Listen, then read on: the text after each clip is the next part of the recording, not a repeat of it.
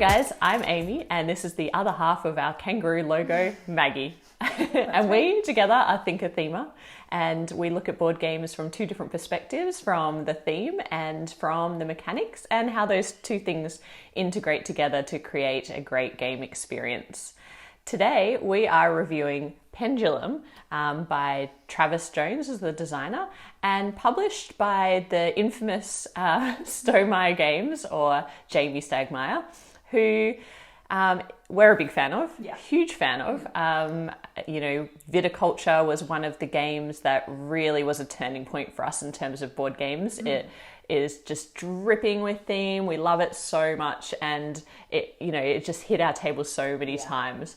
And then, of course, we've had many fun hours playing Charterstone as well with a group of friends, and another lovely game. And Wingspan is also part of the Stonemaier collection, which is obviously a beautiful game. So when we heard about Pendulum, of course, the first thing we did was pre-order this game. And today we're going to talk to you a little bit about what it's all about. Yeah. So in Pendulum, you are a noble. In the world of Dunya, the timeless king has gone missing, and you're all trying to vie for essentially to be the next ruling king. So in order to do that, you're going to be controlling a few levers. So things like your power, your influence, your prestige, and making sure that you're timing things correctly so that you're making the best use of the workers under your influence. Now, the game, can we start by talking about the theme? Because I want to get into the mechanics, but it's those two things never meet in this game. They meet a little bit. They meet in theory, but the story that you've just told and the story that is actually well described in the rulebook, which is...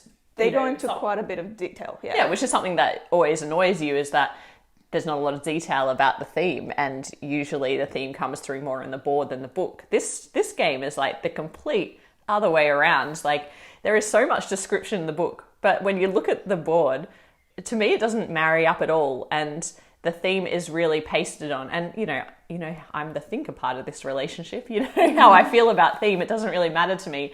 But in this instance, and when I talk just about the mechanics, it really doesn't feel like you're doing anything to do with the theme.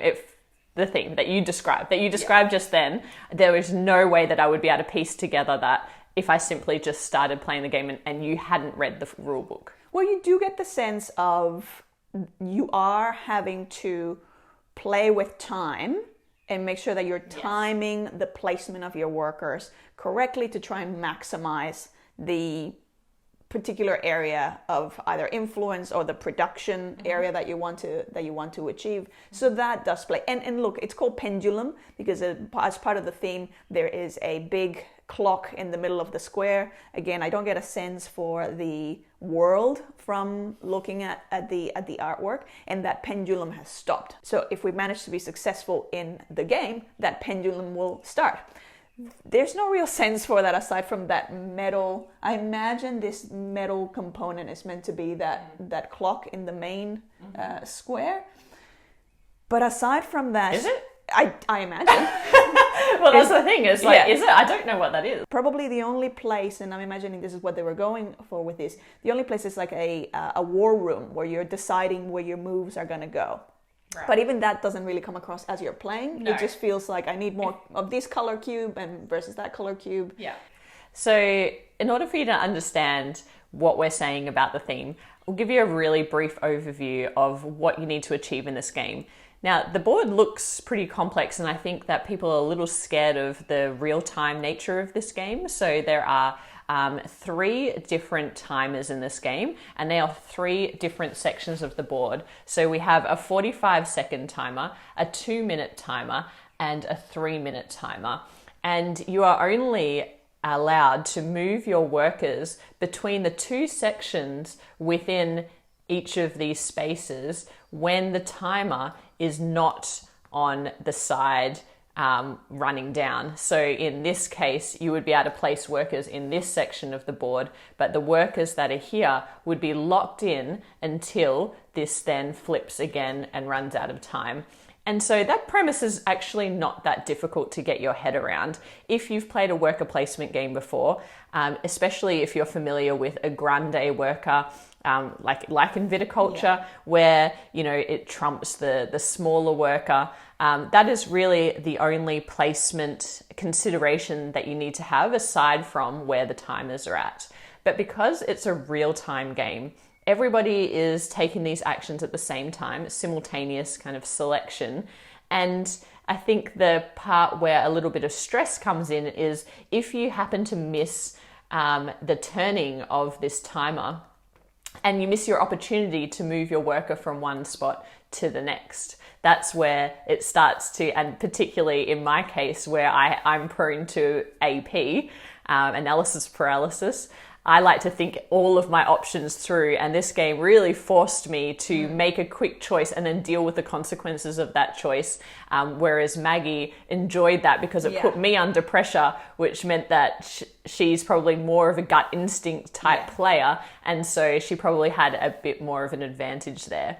But so the different sections of the board also relate to a mini engine building game that you're creating on your player board. So on your player board, you've got 4 different sections: brown, red, blue, and yellow, and they relate to different areas on the board. So you've got the red, the brown, the blue, and the yellow.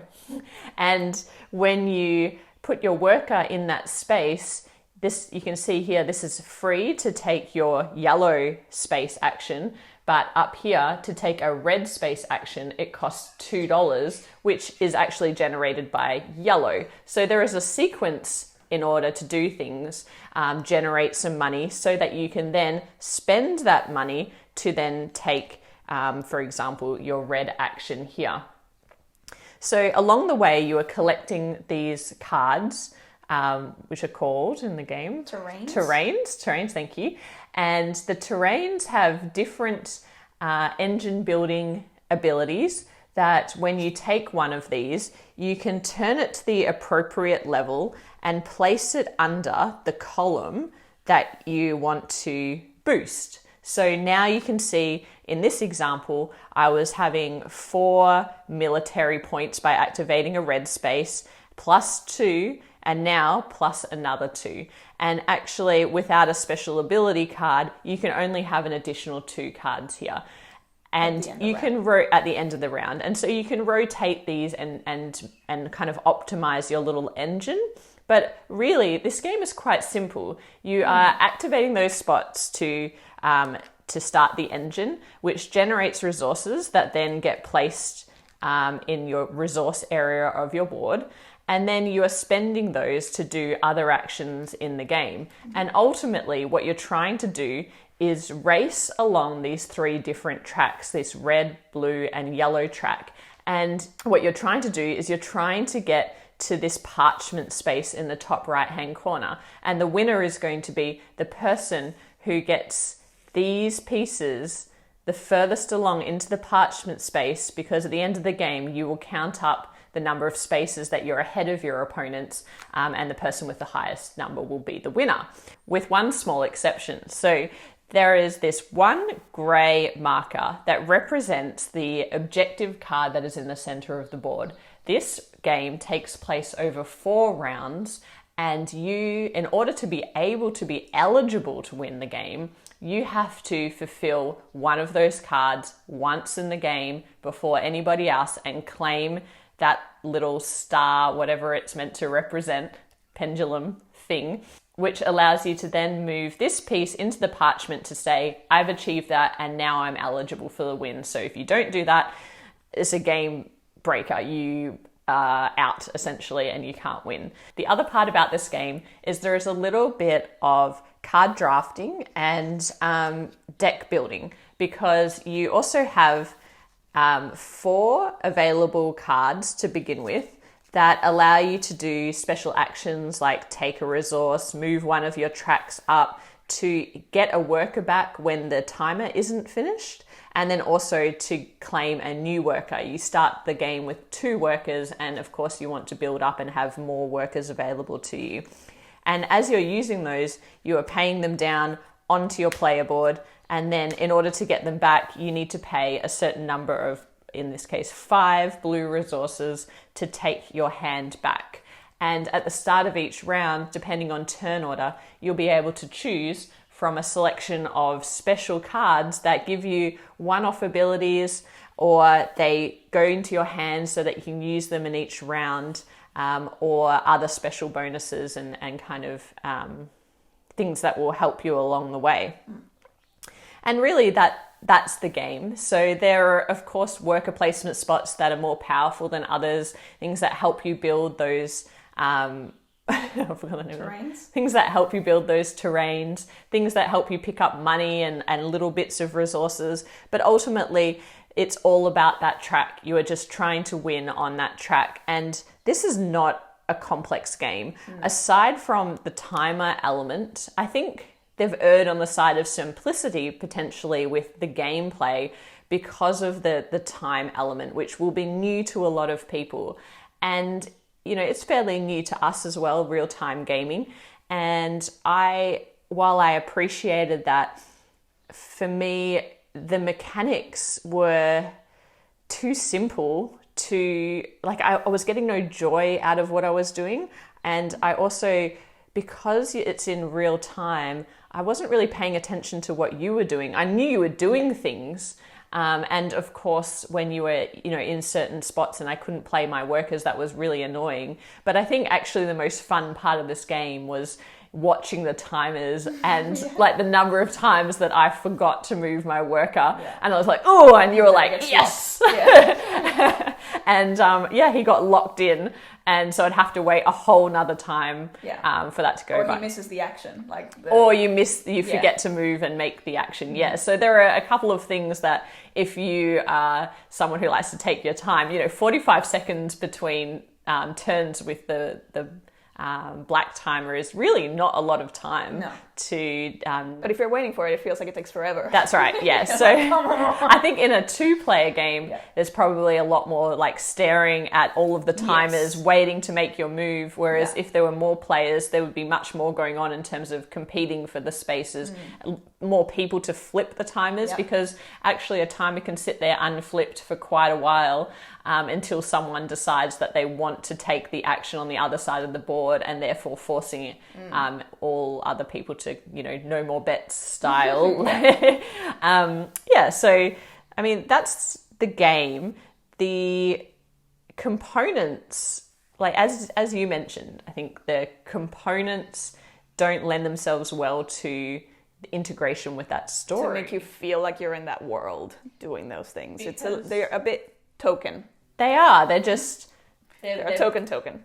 They're blue cubes, yellow cubes, red cubes, and then there are, which kind of, to me, it was like, why did they also use yellow, blue, and red for the tracks as well as the resources? And I understand that in some way they're meant to be kind of loosely linked, but there's not enough of a relationship that it helps me think about the sun and the money being at all related.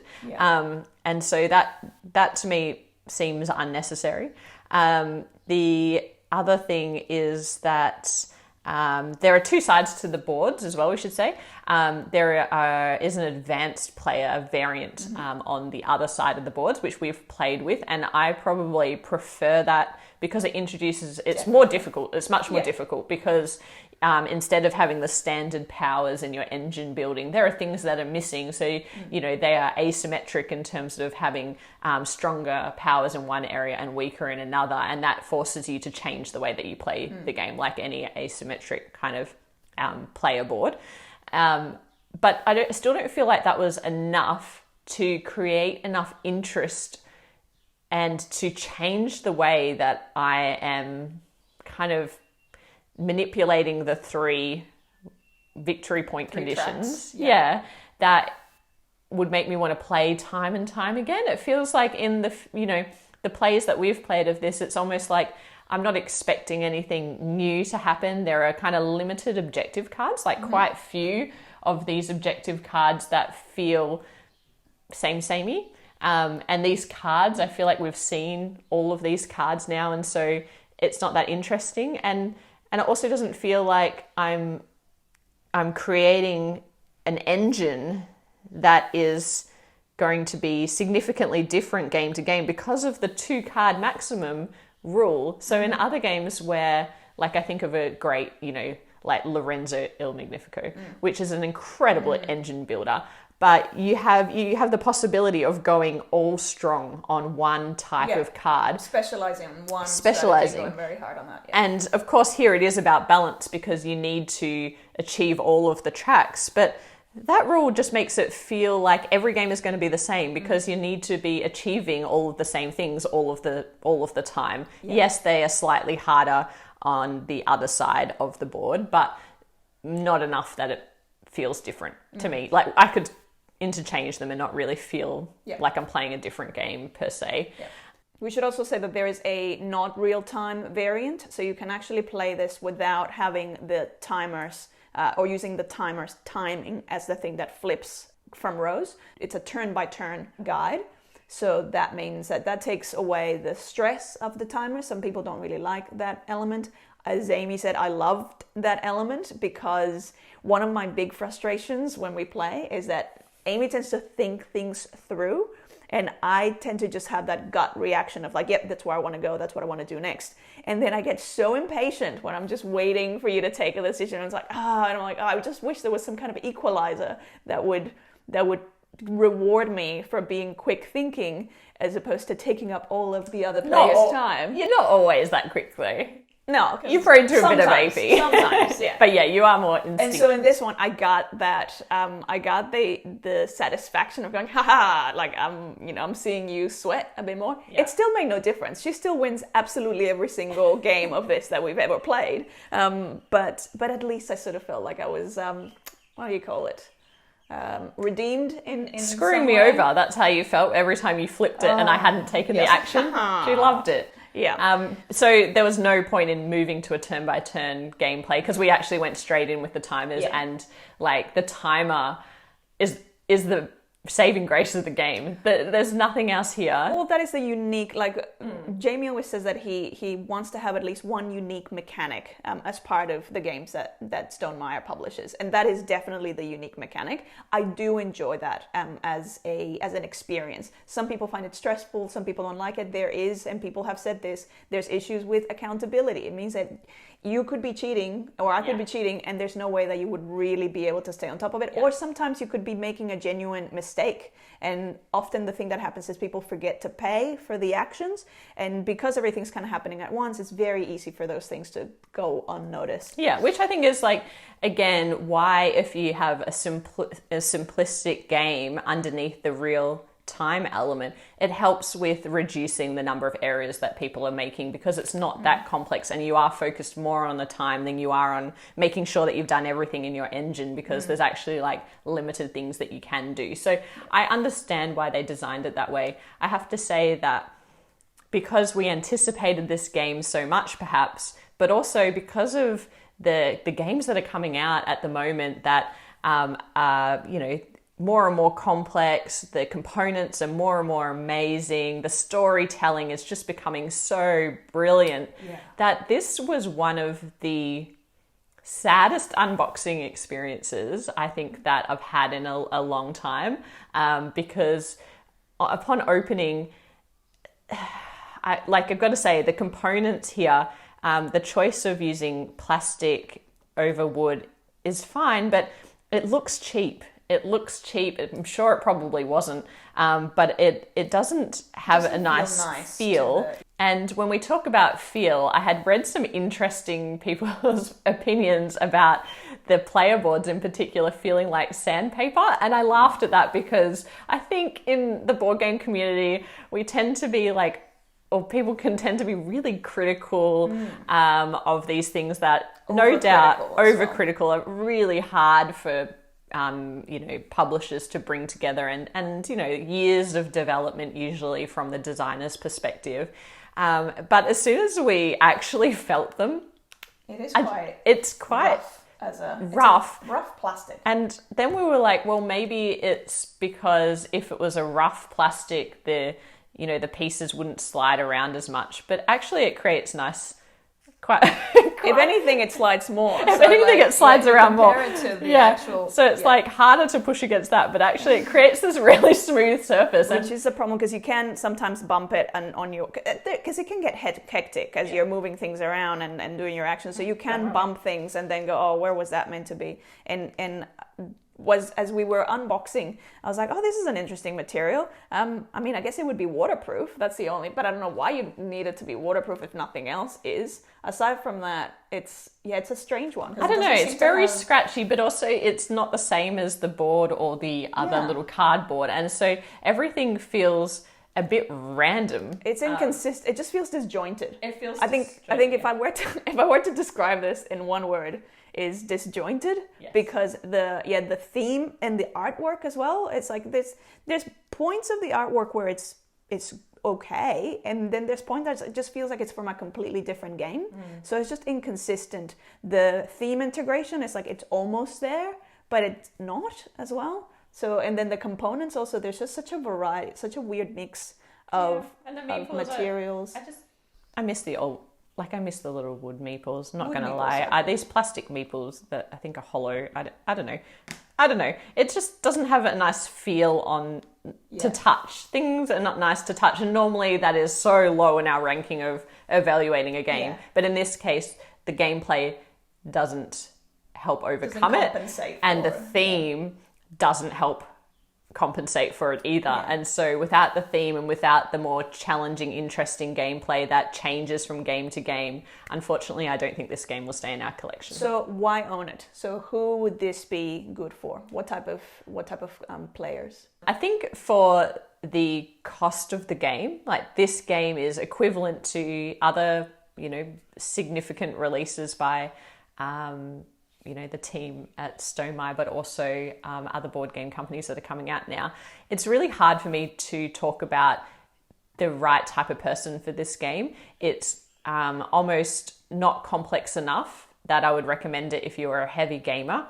And on the flip side, I think it may be too overwhelming with the time element for a new gamer. Yeah. And the theme is not, when you're trying to bring newbies into the hobby, it's the theme that gets people excited. Yeah. It's we get to make wine, we get we get to be in the English countryside, whatever it is. There's something that's motivating you in the game, and it helps people to understand the mechanics a lot more. I almost wish that they stripped out the fantasy theme completely, because it makes no sense to me. And the board looked more like this clock in the center of the box, which is beautiful, and it was way more just all about time. Let's just make everything about time. In its current form, it's neither here nor there. And so I think that this is a game that you should play at least once, because the real-time element, I think that is really worth exploring. But in terms of keeping it in your collection, unless you just really enjoy that real time and that's your favorite mechanic, it would be a pass probably for me. And even though I really loved the fact that I finally was able to have a bit of an advantage over Amy with the whole fast acting thing, it's probably, as you said, it's neither here nor there. So we probably wouldn't keep it as part of our collection. But definitely, I would say, if you're into games, you need to try this at least a couple of times, so that you get to experience that real-time thing. Whether it's going to be your bag or not, it is quite a unique experience. So and I think we'll probably hang on to it to try it with 3 or 4 players, and then move it out of our collection. But anyway, that is Pendulum, and we are ThinkerThemer. If you like this review, please check out our other reviews. It's really helpful for us if you could hit like if you do enjoy this video. And also, please, in the comments, let us know what you thought of the game, or let us know what other types of games that you enjoy or want to see more of. Subscribe to our channel and you'll be alerted of our new and upcoming reviews. So thanks for tuning in, and we'll talk to you soon. Bye.